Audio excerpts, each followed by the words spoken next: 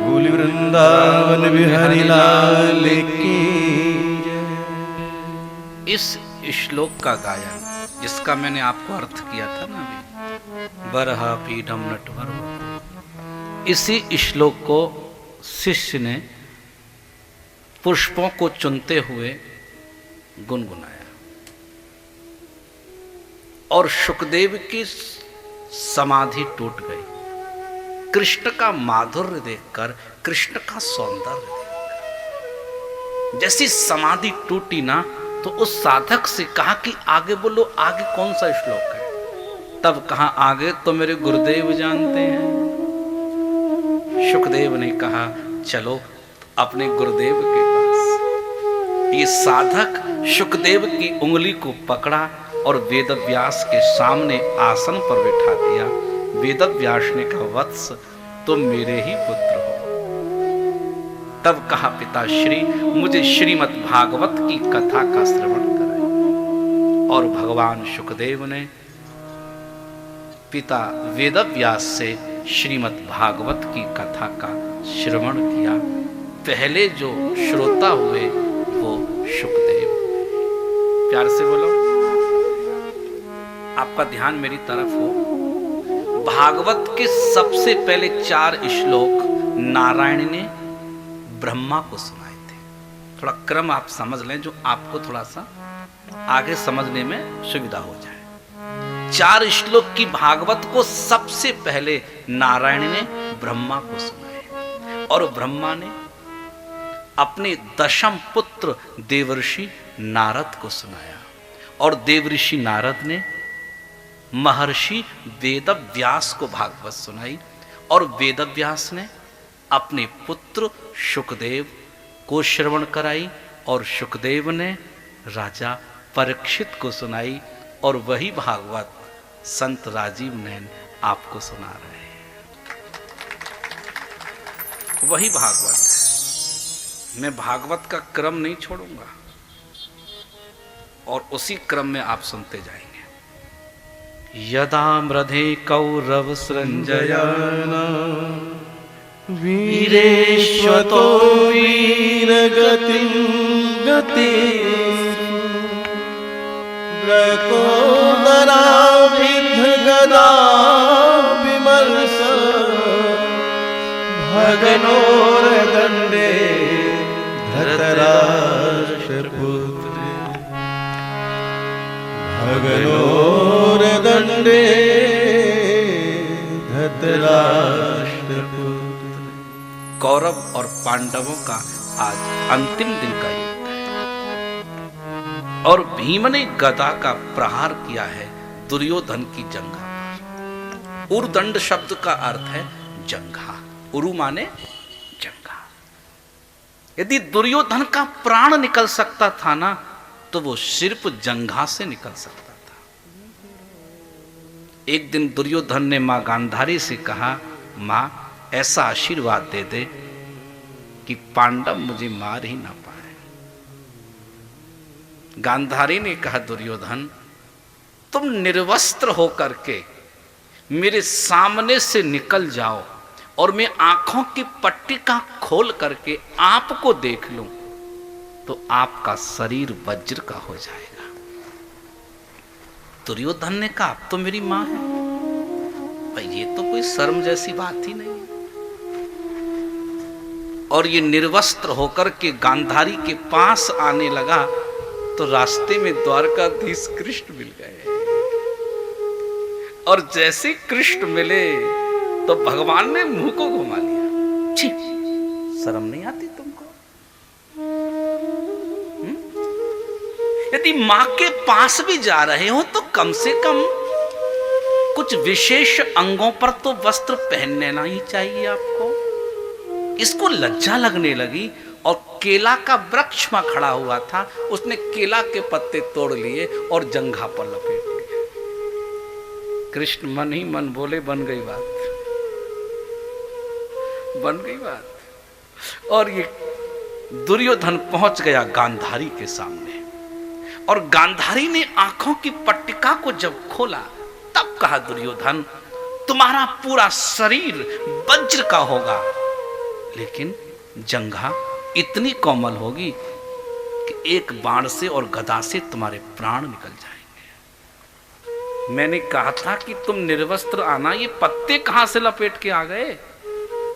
बोले मां मैं तो निर्वस्त्र ही आ रहा था, लेकिन रास्ते में द्वारकाधीश कृष्ण मिल गए।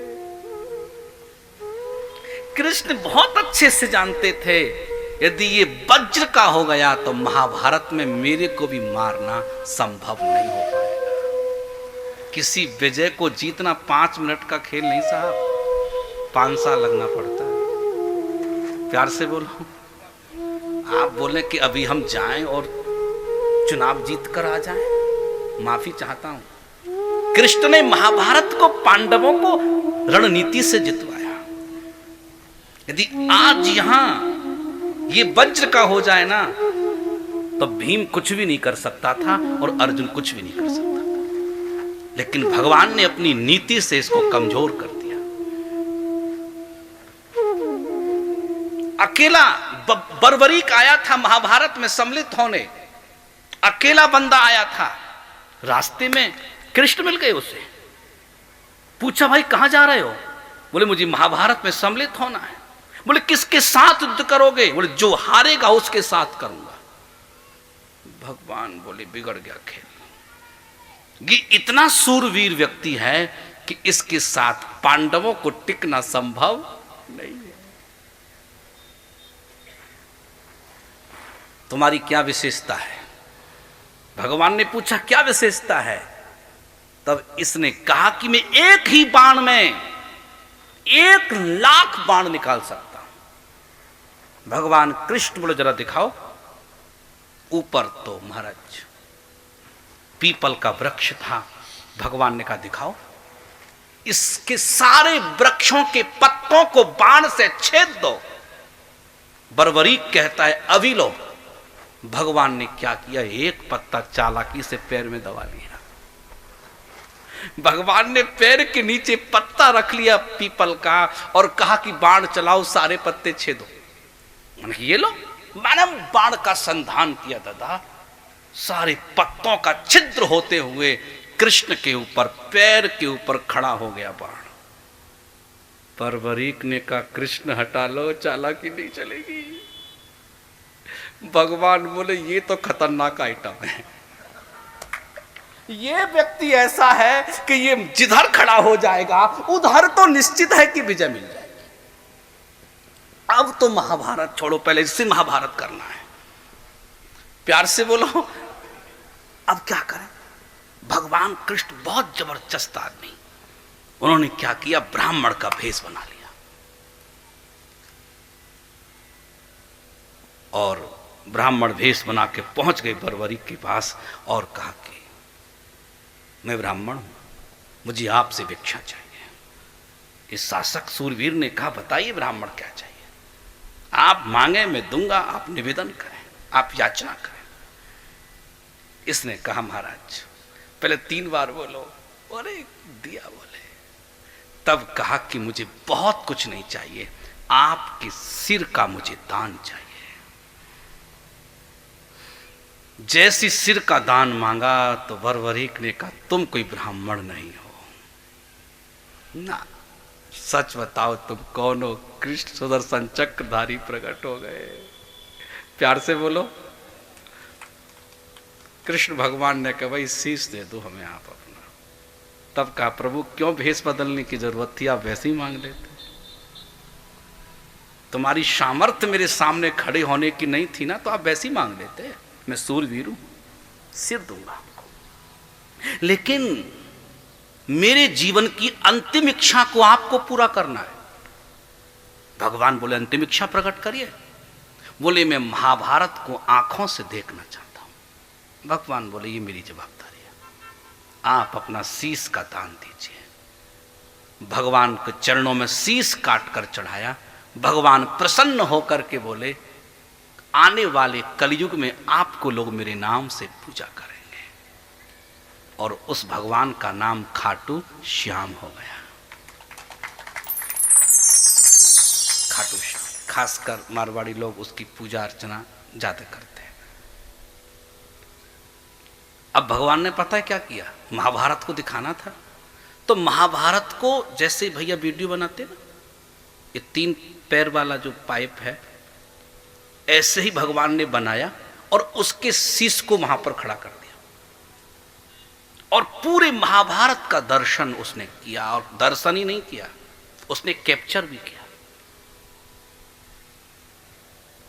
जब पूरा महाभारत हो गया तो अर्जुन ने अपनी शूरवीरता का प्रदर्शन करते हुए कहा, मैंने उसको मारा। भीम ने कहा, मैंने उसको मारा। आपस में लड़ने लगे। भगवान बोले, किसने किसको मारा ये तुम निर्णय नहीं कर पाओगे, तुम सब चलो।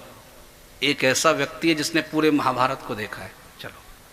भगवान वहां लेके पहुंचे और कहा, बर्बरीक बताओ इस महाभारत में किसने किसको मारा। तो पहले तो वो हंसा, वो हंस करके बोला कि इस पूरे महाभारत में किसी ने किसी को नहीं मारा। बोले यस। बोले मतलब? उसने कहा कि पूरे महाभारत में किसी ने किसी को नहीं मारा, सिर्फ द्वारकाधीश कृष्ण ने सबको मार दिया। इस पूरे महाभारत में कोई योद्धा नहीं था, सिर्फ योद्धा थे तो द्वारकाधीश कृष्ण। पांडवों का सिर नीचे झुक गया। बोले, हम समझ रहे कि हमने मारा। विजय प्राप्त होने के बाद हजारों लोग आ जाते कि हमने तुम्हें जिताया। प्यार से बोलो, प्यार से बोलो, यही तो प्रॉब्लम है। और श्रीमद् भागवत में लिखा कि आज दुर्योधन, महाभारत का अंतिम दिन और भीम का युद्ध शुरू है। एक्चुअल अर्जुन को भी नहीं पता था कि इसका प्राण जंघा से निकलेगा, भीम को भी नहीं पता था। भगवान कृष्ण वहां खड़े थे, युद्ध शुरू होने लगा। अब बहुत चलाए गदा लेकिन मरे नहीं। भगवान इशारा करने लगे, लिचुआ लिचुआ, नहीं समझे। भगवान ने इशारा किया, तब भी नहीं समझा। तो भगवान ने जंघा पर हाथ मार के कहा, तुरंत भीम मन की समझ आ गए। प्यार से बोलो। और उसने जंघा पर प्रहार किया। दुर्योधन की जंघा टूटी और वो गिरा। दूसरी गदा उठाए, बलराम प्रकट हो गए। बलराम ने कहा, भीम अब क्या कर रहे हो? नहीं, तुम दुर्योधन को नहीं मार सकते, अर्ध मरणासन अवस्था में पड़ा है। महाभारत में बलराम एक ऐसे पात्र थे जिन्होंने सम्मिलित ना होने का निर्णय लिया था। उन्होंने कहा, मैं महाभारत में सम्मिलित नहीं हूं। बोले क्यों? कि ये भाई भाइयों का युद्ध है, और जब 2 भाइयों का झगड़ा हो तो पड़ोसियों को दूर रहना चाहिए। पता है क्यों? कि झगड़े में तुम खड़े हो जाओगे और 2 साल बाद दोनों भाई एक ही थाली में खाएंगे और तुम दुश्मन हो जाओगे। प्यार से बोलो। भाइयों का युद्ध हो तो बचाव तो करे, लेकिन पक्ष और विपक्ष की पॉलिटिक्स ना करें। प्यार से बोलो। आप समझाएं, उनके भविष्य के बारे में बताएं, लेकिन किसी का बुरा और किसी का भला दोनों के साथ ना सोचें, दूर से रहें। प्यार से बोलो। भाई जैसा मित्र नहीं होता और भाई जैसा शत्रु नहीं होता। प्यार से बोलो।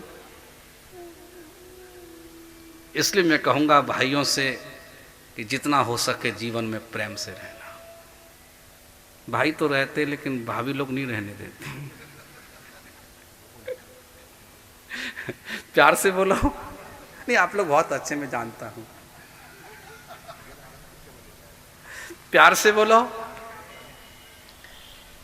रावण से किसी ने पूछा कि तुम्हारे पास सोने जैसी लंका है और तुम्हारे पास नवग्रह आपकी नींव में रखा हुआ है, बड़े बड़े योद्धा तुम्हारे द्वार पर खड़े हैं, वेद का तुम्हें ज्ञान है, लेकिन 2 तपस्वी आए और तुमको मारकर चले गए। 2 तपस्वी आए और आपको मार दिया। रावण मृत्युशैया पर था। तब रावण ने कहा, आपने सही कहा कि राम से ज्यादा मेरा आधिपत्य है, राम से ज्यादा मेरे पास आधिपत्य है। उसकी अयोध्या मिट्टी और पत्थर की है, मेरी पूरी सोने की है। उसके पास मुट्ठी भर सेना है, मेरे पास फौज खड़ी हुई है। लेकिन फिर भी मैं हार गया।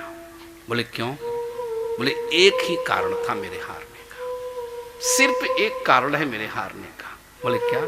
कि मेरा जो भाई था वो मेरे शत्रु के साथ खड़ा था, विभीषण, और राम का भाई लक्ष्मण राम के साथ खड़ा था।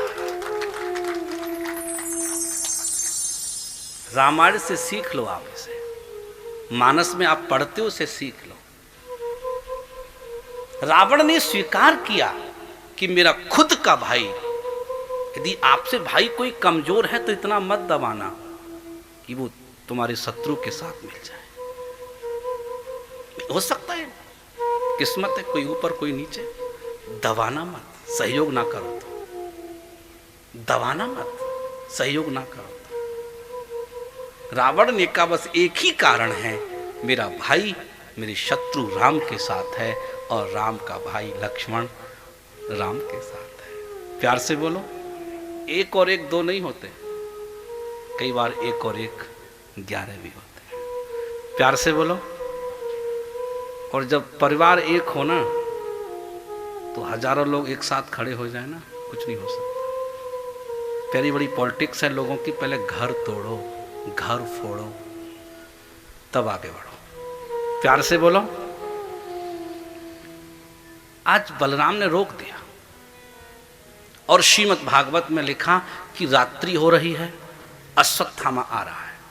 और अश्वत्थामा ने दुर्योधन से कहा कि दुर्योधन, यदि मैं तुम्हारी सेना का सेनापति होता तो ये तुम्हारा बेहाल नहीं होता। और स्वामी, तुम मुझे आज भी सेनापति बना दो तो कल प्रातः काल तब होगा कि जब 5 पांडवों का सिर काट करके तुम्हारे चरणों में चढ़ा दूंगा। आज दुर्योधन ने सोचा सेनापति बना भी दूं तो प्रॉब्लम तो कोई है नहीं। क्यों? सेना मारी जा चुकी है। भाई जब सेना ही ना हो तो सेनापति कोई भी हो सकता है। यदि पांडवों का सिर कटकर मेरे जीवन में मैं आंखों से देख लूं तो मेरे जीवन का सबसे बड़ा सौभाग्य होगा। और मेरा लक्ष्य भी तो पांडवों को ही मारना है, और इसका लक्ष्य भी पांडवों को ही मारना है। तो हमारा लक्ष्य तो दोनों का एक है। और इसने अपने रक्त से तिलक कर दिया और कहा कि तुम तो सेनापति हो आज। और अश्वत्थामा ने कहा कल 5 पांडवों का सिर लाऊंगा काट करके। और ये चल दिया पांडवों के शिविर की ओर। भगवान कृष्ण द्वारिकाधीश छड़ी लेकर के पांडवों के द्वार पर खड़े हो।